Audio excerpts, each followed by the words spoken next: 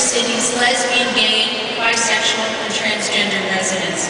The National LGBT Cancer Network is honored to have been selected to create this cultural competence curriculum, including the very powerful video, which you will see in a few minutes.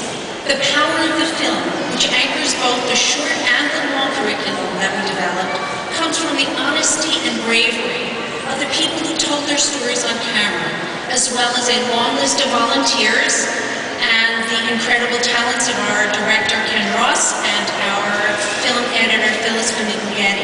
Many of these people are here today, and I want to thank you one more time directly for telling us your truths, because in doing so, you are showing everyone the range of what it means to be lesbian, gay, bisexual, transgender in our healthcare system today.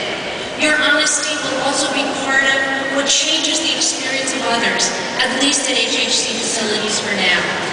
I also want to express my deep appreciation to Alan Aviles and the HHC staff, in particular my beloved Lorraine Brown. From the very start, she has been outspoken, unwavering, and courageous herself in leading this project. The reason we're here today is because we all know one thing. The LGBT community is carrying an undue burden of disease.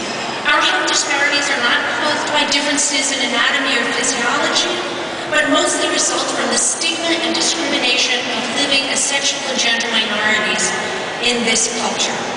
LGBT people have increased health risks and decreased screening rates, lowered health insurance rates, and a large recent study found that 1 out of 5 transgender people was actually turned away by a healthcare provider. I have heard countless stories of discrimination in healthcare settings. This is simply unacceptable and must change.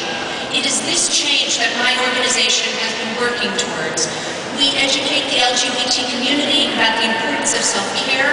We advocate for more research on this population, and we train healthcare providers to offer more culturally competent, safe, and welcoming care to their LGBT patients. My work actually gives me hope for change. Most healthcare providers I meet have their heart in the right place. They want to deliver culturally competent care to all of their patients, including their LGBT patients. But even the best-intentioned healthcare providers are often unaware of how their current practices are sending a message of unwelcome to our community. This groundbreaking curriculum offers concrete and simple recommendations for change. It teaches providers how to welcome the whole person into the facility, including their gender identity and sexual orientation. It teaches them how to speak respectfully to LGBT patients, what our increased health risks are, and how to welcome our chosen families into treatment. This is not only kind, it is good medicine, and what every patient should expect and receive in every healthcare facility.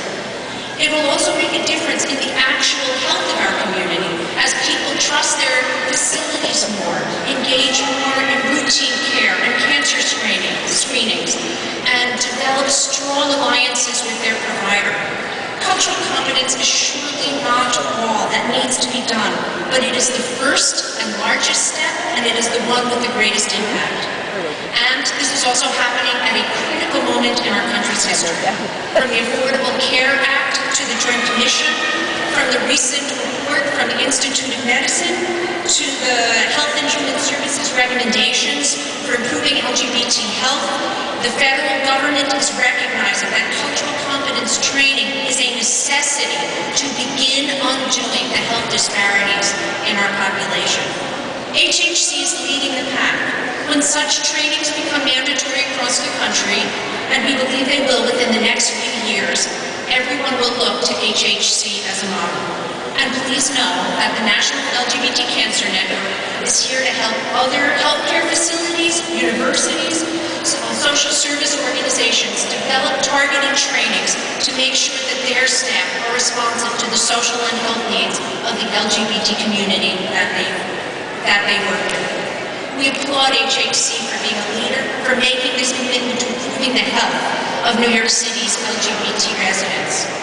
HHC is leading the way, and we are proud to be standing